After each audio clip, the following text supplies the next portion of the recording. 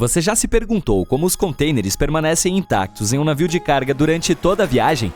Vou responder a pergunta e falar sobre outros fatos incríveis do setor de transporte marítimo. Conheça Sam, o inafundável. O objetivo de Sam era provar o ditado: os gatos têm 9 vidas. Este animal sobreviveu a 3 navios naufragados.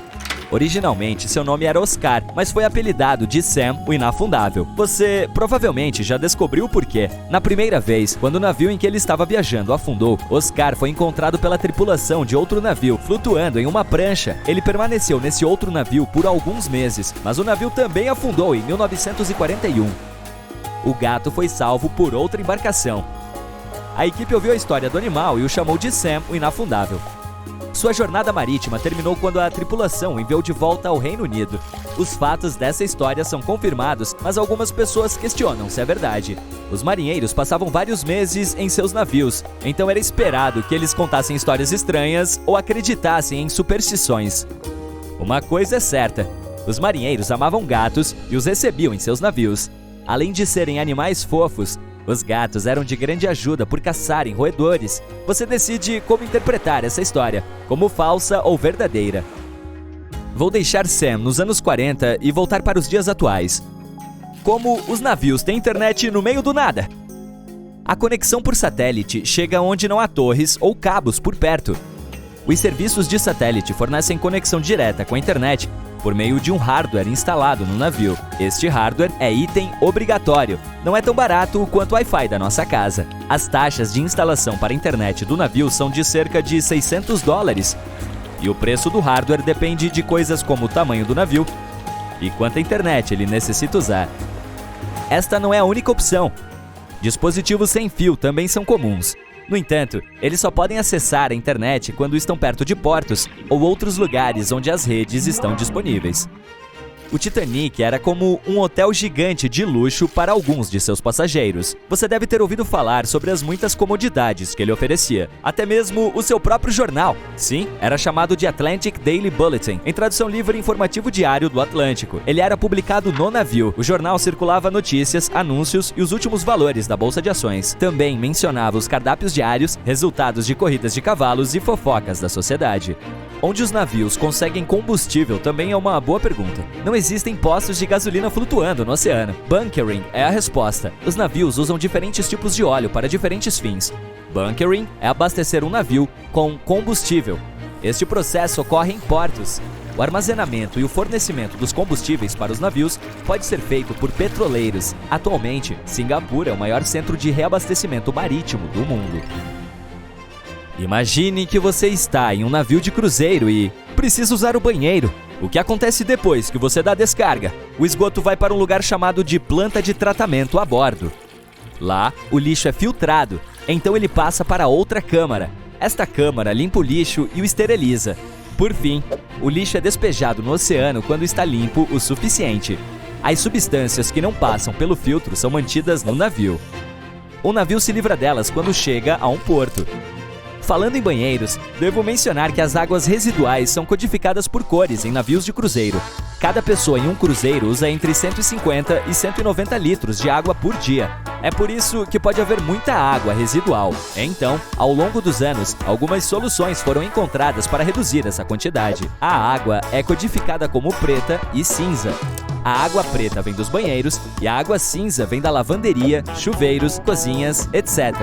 Basicamente, acredita-se que a sobra da água cinza é mais limpa do que a água preta.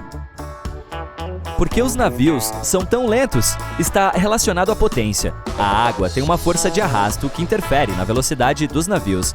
Imagine-se nadando no oceano. É preciso esforço para avançar devido à resistência da água. Um navio menor não precisaria de tanta energia para ir para frente. Mas grandes navios de cruzeiro precisam de muita energia porque são mais pesados. Se você, digamos, colocar um navio de 7.000 toneladas na água, ele deslocará 7.000 toneladas de água. Quando este navio avança, ele empurra parte da água deslocada para sua frente. Isso resulta em uma onda de arco, que transporta alguma energia cinética. Falamos principalmente de navios de cruzeiro e navios de carga. E os viajantes individuais? Laura Decker se tornou a pessoa mais jovem a circunnavegar o mundo sozinha. Ela começou a navegar em 2012 e 518 dias depois, completou a sua viagem. Seu veleiro era do tipo Cat, de nome Guppy, e com 12 metros de comprimento. Laura tinha 14 anos quando começou a jornada. Você pode imaginar que carregar contêineres em um navio de carga é algo como jogar Tetris, mas não dá para recomeçar quando o jogo termina. Isso custaria milhares de dólares. De qualquer forma, a lógica é a mesma. A primeira camada deve ser forte o suficiente para suportar as outras. Os contêineres inferiores, ou da primeira camada para soar mais profissional, são fixados com travas de torção. Este é um mecanismo de bloqueio automático para manter os contêineres de nível superior bloqueados. Essas travas são presas quando uma unidade está sendo levantada do cais para um navio de carga. Elas são semelhantes aos pinos de Lego.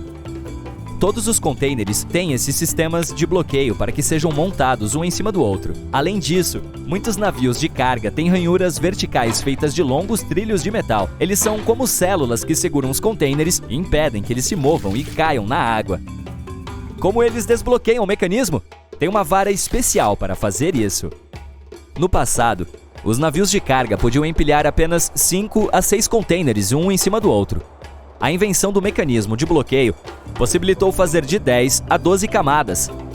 Ainda assim, centenas de contêineres se perdem a cada ano devido a condições climáticas adversas ou simplesmente negligência das pessoas que os carregam. De acordo com alguns dados, mais de 3.100 contêineres foram perdidos entre 2020 e 2021. No ano anterior, o número foi de apenas 779. Isso significa um aumento de quase 400%.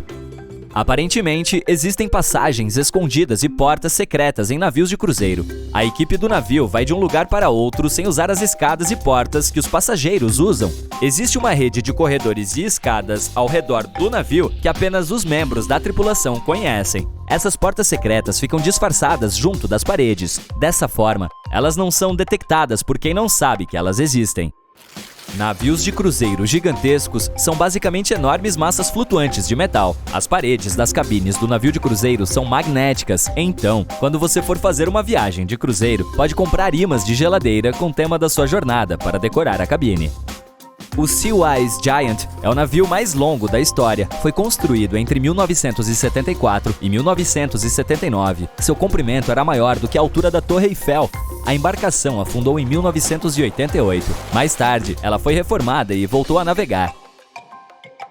E o menor navio do mundo? Pesquisadores na Holanda o construíram. Tem cerca de 0,02 milímetros de comprimento. Para colocar isso em perspectiva, isso é cerca de 1/3 da largura de um fio de cabelo. Eles o construíram com a ajuda de uma impressora 3D. Você sabia que algumas pessoas residem em navios? Sim, parece um sonho. Se você gosta da água, é claro. Os moradores vivem permanentemente em um navio viajando pelo mundo. MS The World é um exemplo de um navio de cruzeiro residencial privado. Os moradores podem viver a bordo enquanto o navio viaja para destinos exóticos. Eles podem ficar lá em tempo integral ou voltar periodicamente durante o ano.